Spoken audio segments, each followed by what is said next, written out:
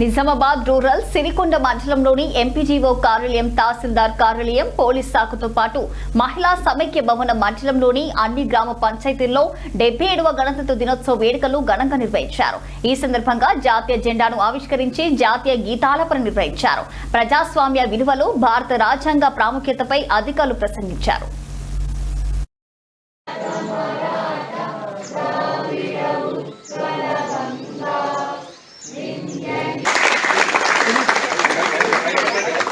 సందర్భంగా ఈరోజు మన బంజారా భవనంలో జెండా ఎగేయడం జరిగింది.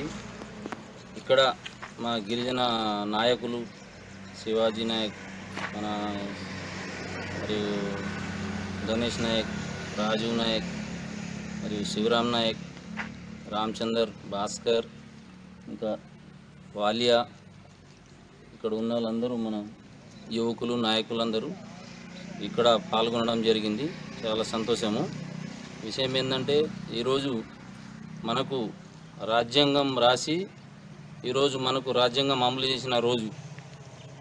ఎందుకంటే ఈరోజు చాలా మనకు డాక్టర్ బాబాసాహెబ్ అంబేద్కర్ గారు మనకు స్వతంత్రం వచ్చిన తర్వాత 3 సంవత్సరాలు రాజ్యాంగం రచించి ఈరోజు లీగల్గా అన్ని యాక్టివిటీస్ అమలుపరిచి మనకు చేతులు ఇచ్చిన రోజు.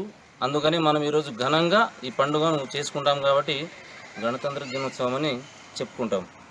చాలా సంతోషము. ఇక్కడ గిరిజనులు ఇక్కడ ఈ భవనంలో ప్రతి సంవత్సరం ఈ పండుగ జరుపుకుంటున్నాం. చాలా సంతోషకరమైన విషయము. ఎందుకంటే ఇంకా చాలా పనులు ఉన్నాయి చేసేటి. ఇదైతే ఈరోజు చాలా సంతోషం. జై హింద్.